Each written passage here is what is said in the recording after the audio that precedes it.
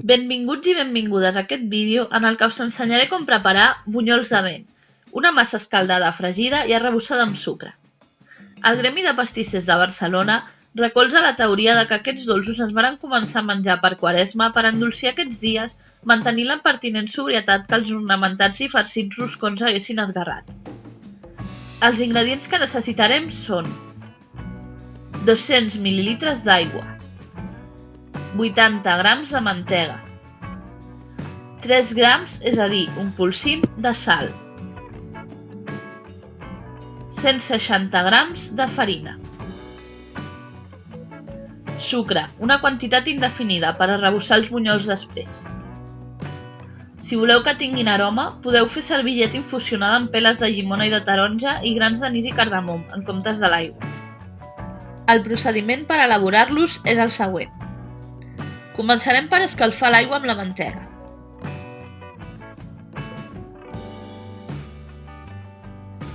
Quan comenci a bullir, en retirem de seguida del foc i ràpidament hi afegim la farina i remenem enèrgicament.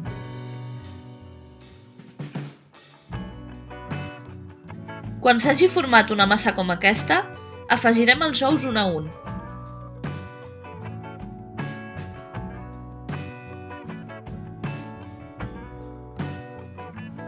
Primer se separarà la pasta, semblarà castalla, però si seguim remenant veurem com es va amalgamant i va quedant una massa més suau i cremosa.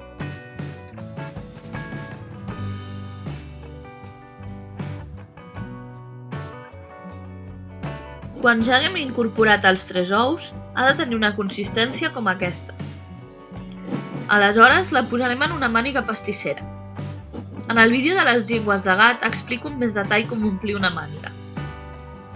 Per fregir els bunyols, escalfem oli, untem unes tisores en ell i anem apretant la màniga i tallant. Deixem caure primer només un bunyol, per veure si l'oli està prou calent.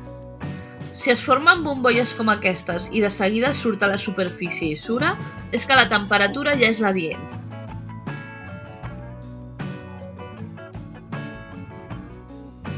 Baixem el foc al mínim i anem fent més bunyols.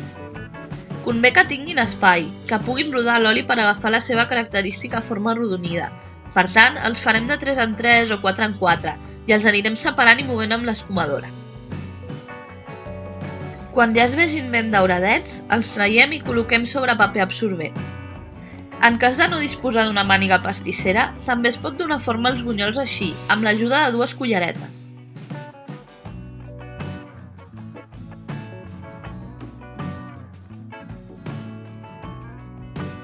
Repetim el procediment.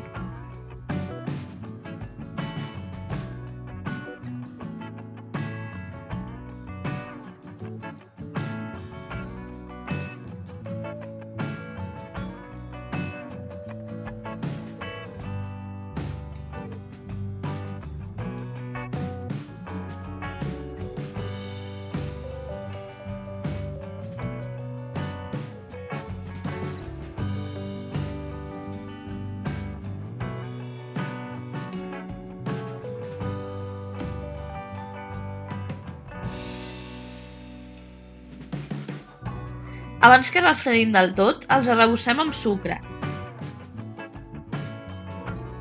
Si se us han assecat i refredat, no patiu, els podeu ruixar amb una mica de licor d'anís o aigua i després passar per sucre. La massa escaldada també es pot fer al forn i en comptes de bunyols obtenim lioneses o eclairs. Hi ha altres receptes que prefereixo per aquestes elaboracions, però si no voleu fregir tota la massa també podeu provar així. I ja els podem servir. Apa, doncs ja ho tenim. Mireu quin goig! Els podeu presentar així, sense més, uns bunyols de vent, o podeu farcir-los amb crema pastissera o nata. Si els feu al forn, també amb trufa o cobrir-los de xocolata. Bon profit i a reveure!